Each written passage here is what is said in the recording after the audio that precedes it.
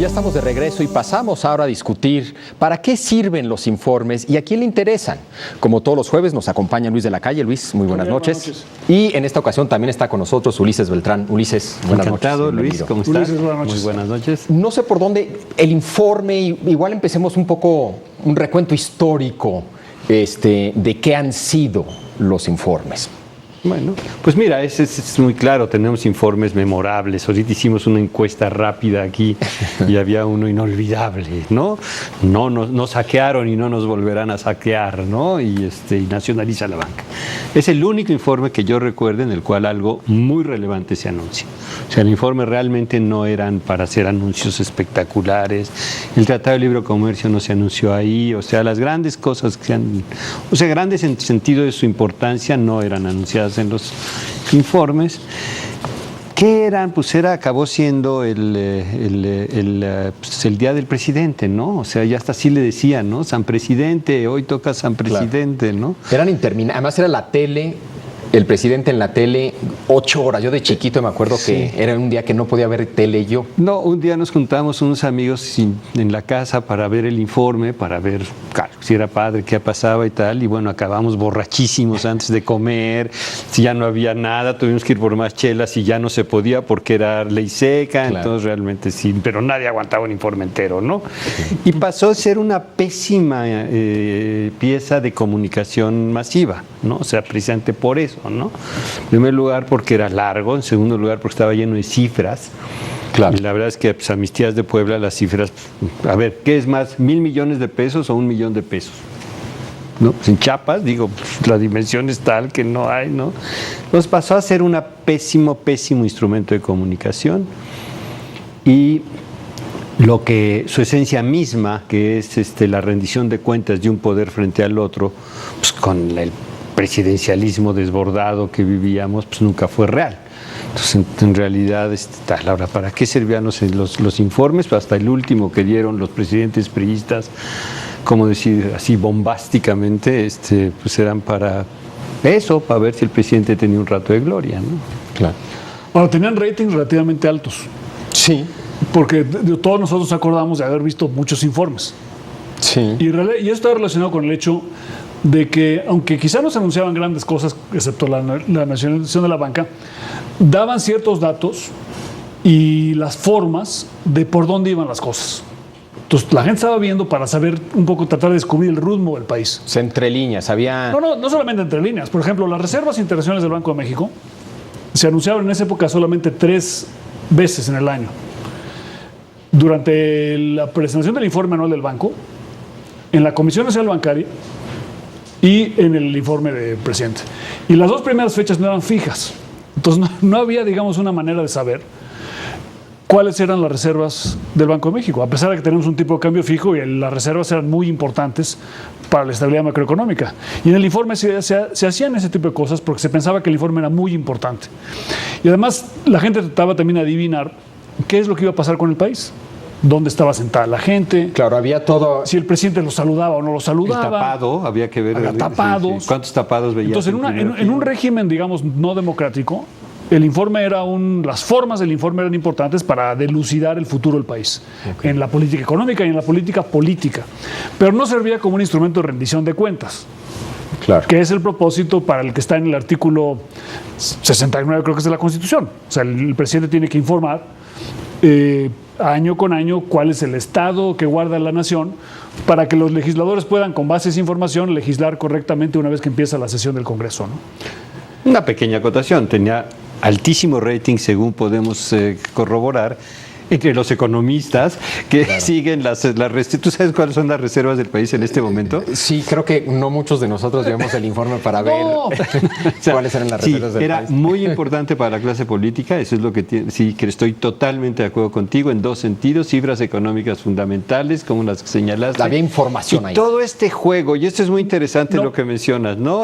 ¿Quién se sentó dónde, cuándo? ¿No? O sea, pero era importante en otro sentido, Ulises, que el gobierno tenía en esa época, y quizá quisiera tener ahora, instrumentos de política económica que eran importantes para la gente. Anunciaban, por ejemplo, incrementos en salarios o cambios en precios de productos básicos. Tú te podías enterar de un cambio en el precio de la leche en el informe presidencial. Y entonces eso te impacta directamente tu bolsillo.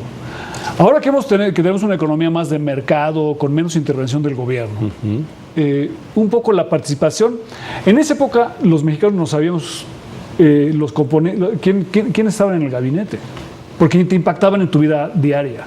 Hoy en día tú le preguntas a la gente quién es el secretario de Economía, yo te aseguro que la gran mayoría no sabe, porque no le impacta en su vida diaria. En cambio, en el pasado sí nos impactaba. Y entonces ver el informe era una manera de conseguir información importante para la vida cotidiana de los ciudadanos. Hoy en día, desde ese punto de vista, es irrelevante. ¿Y hoy? ¿Cuál informe?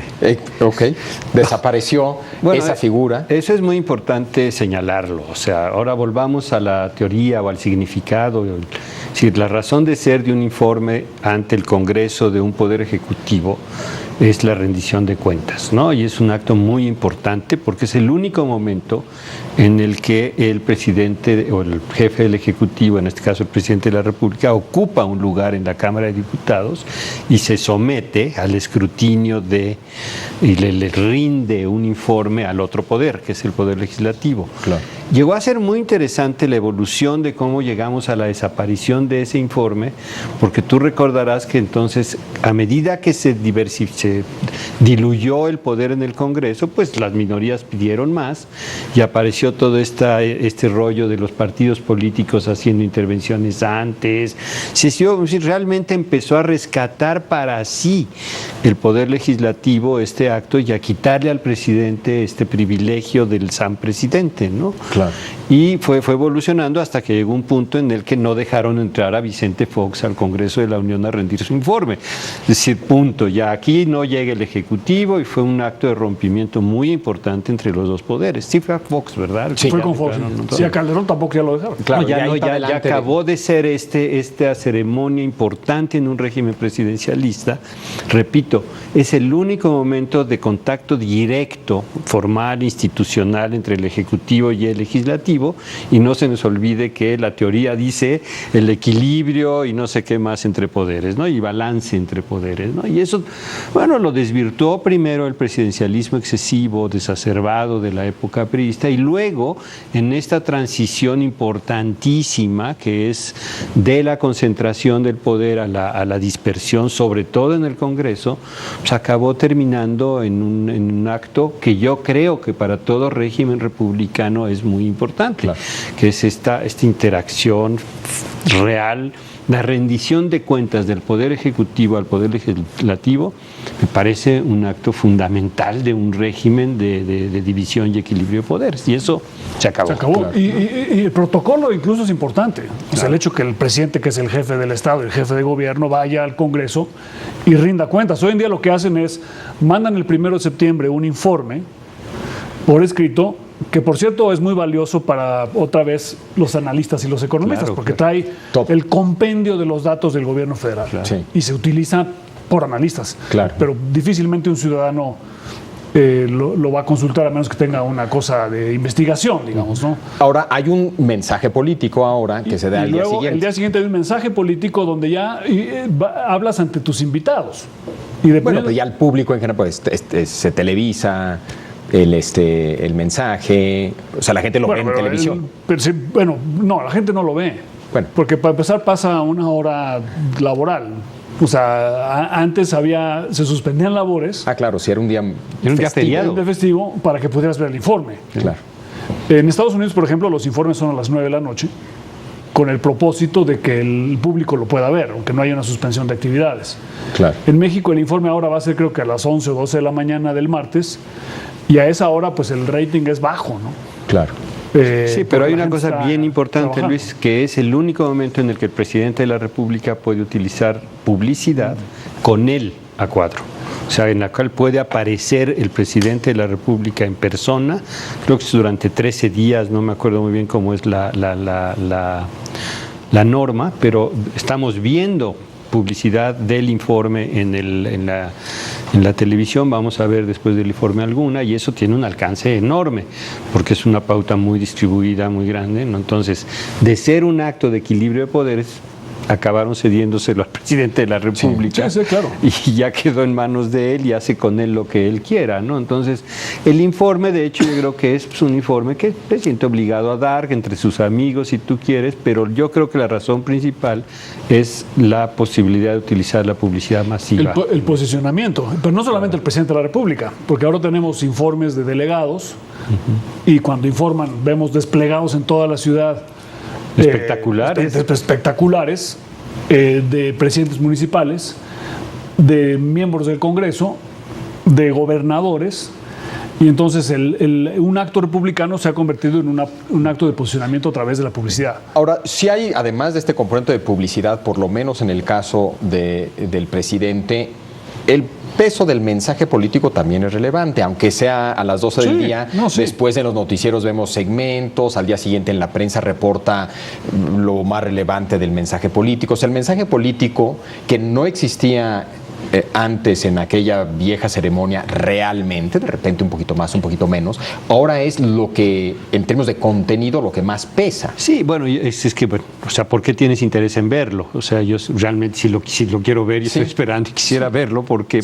¿Lo van a ver ustedes dos? Yo sí, claro que sí. Bueno, yo en vivo no puedo, pero lo veré después. Lo veremos después, ¿no? Pero el punto es que sí, esperas ahí una señal del rumbo, claro, ¿no? ¿Qué vamos a hacer? Bueno, las reformas, ¿qué va a pasar? ¿Qué esperan de la economía? Probablemente es una pregunta que yo sí les haría, ¿no? Porque, digo, no han vaticinado muy correctamente las cifras de crecimiento económico recientemente, ¿no? Claro.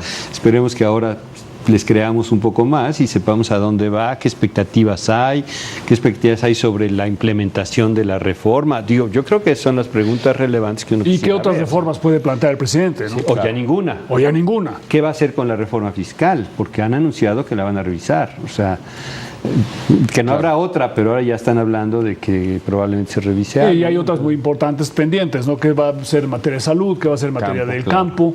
Claro. La simbología, ahora que regresa el PRI al gobierno, ¿regresará, ustedes creen, esa parte del informe, a ver quién se sienta, dónde, quién saluda a quién, cómo se saludan, o ya no? No, es un poco adelantado. Incluso en el pasado, todo eso está. En el segundo informe de gobierno no era gran tema de discusión, ¿no? O sea, nada más ya entre más se acerca la sucesión, seguramente lo volverá a hacer, ¿no? Dónde se sentó quién y dónde, ¿no?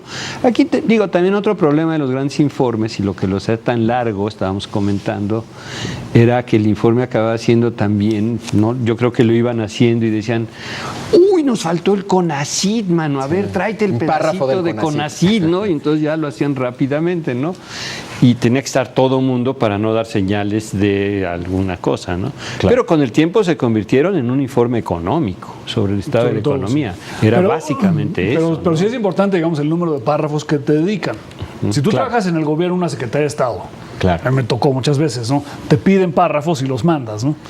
Claro. Y a la hora, cuando lees el informe, si tomaron en cuenta el número de letras que o sea, hay una lectura interna del servicio civil, de ver dónde está parada tu secretaría en las prioridades del presidente de la República, ¿no? Sí, es muy importante. Y en este caso, en este año va a haber más de esta cosa de la forma, porque hay elecciones el año que entra y es probable que algunos miembros del gabinete compitan en algunas de las elecciones para gobernador o para la Cámara de Diputados. Claro. Entonces hay una idea de, bueno, cuáles de ellos en las próximas semanas podrían salir del gabinete para incorporarse a las campañas políticas. Sí, mira, eso era tan delicado que yo recuerdo haber leído informes y haber entendido que estaba el mensaje del presidente generalmente económico, al final, a medida que avanzó la crisis y todo esto, y luego llevar la estructura de quién empezaba primero, quién empezaba después, etcétera, estaba dada por la ley de la Administración Pública Federal. Gobernación, relaciones exteriores, para que nadie se sintiera. CONACYT, por cierto, siguiendo en el ejemplo, siempre quedaba al final, porque pues, no era un órgano ya, ¿no? Supongo que tuvieron dudas alguna vez de qué decimos del IFE, entonces, ¿decimos algo o no? ¿Es autónomo o no es autónomo? Es decir, realmente llegaron al punto de que pues, estaba cortado para no ofender a nadie. El número, no dudo que con regla hayan medido los dedicados a cada uno de los no, porque acabó siendo eso, no una cosa así, tratando de no dar señales, pero sí siempre un mensaje económico, sobre todo importante. Eso sí llegó a ser donde el presidente decía cifras, daba una idea de qué esperar, sobre todo después de la crisis de 82. Pero el punto ahora es que ya no le habla al Congreso. No. O sea, le entrega un informe por escrito y luego le habla al público en general. ¿Cuál es el público según ustedes del informe? ¿Es el público en general? ¿Es el círculo rojo?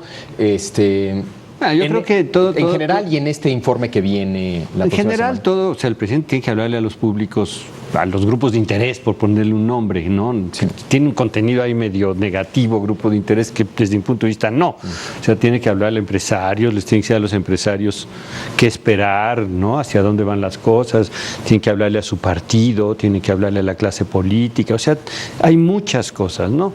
¿Qué es el mensaje, creo yo, que quiere hacer el presidente? Y ya lo está diciendo ahora, ya nos estamos moviendo. O sea, seguramente va a ser un mensaje centrado, tratará de documentar lo que está diciéndonos ya en la publicidad, que es cómo era México, mover a México, y ahora pues ya están diciendo, ya se está moviendo México. México, ¿no? En movimiento. Entonces tratará yo creo de darle contenido a ese mensaje. Ya empezó el movimiento, ahora sí ya tenemos las reformas históricas, que bla, bla, bla, y México se está moviendo. Yo creo que dará un mensaje orientado a eso. El presidente también está recuperando una posición en la arena pública, de la cual se reservó durante 2 años. Sí. O sea, en 2 años casi no salía, no nada, en aras de conseguir el pacto político, ¿no? Ya lo consiguió y ahora ya está volviendo a tomar la calle, y vas a ver cómo lo vamos a ver crecientemente haciendo. O sea, los primeros 2 años de gobierno se dedicaron a legislar, negociar todas las reformas, y ahora va a decir, ¿sabes qué? Ahora las voy a implementar, voy a ejecutar la acción de gobierno y voy a asegurarme que la economía crezca. Sí. Y yo voy a estar presente para vender esas ideas. Y además yo creo que va a hacer algunos anuncios, sobre todo en materia de infraestructura. Ok, sí, o sea, sí, tú esperarías 2, 3 grandes anuncios. Grandes en términos relativos. Grandes en el sentido de que son importantes. Sí. Sí, me imagino que sí. O sea, van a decir, vamos a transformar la acción de gobierno en cosas visibles. Claro, okay. Vamos a hacer puentes, vamos a hacer vías férreas, vamos a hacer aeropuertos, vamos a hacer puertos, vamos a estar... Como dice alguien, ¿no? Es que los políticos siembran cemento para cosechar votos. Exacto. ¿No? Entonces, porque tienes la elección ¿no? ahora en 2015, que es prioritaria para el presidente de la República. Veremos la siembra de cemento inmediata o inminente. Bueno, pues Ulises, muchísimas gracias. Encantado. Luis, muchísimas gracias. Aquí termina la edición de hoy. Muchas gracias por habernos acompañado. A nombre de Leo Zuckerman, le agradezco habernos acompañado, y yo lo espero mañana en punto de las 10 de la noche, cuando otra vez se le va a opinar. Aquí nos vemos.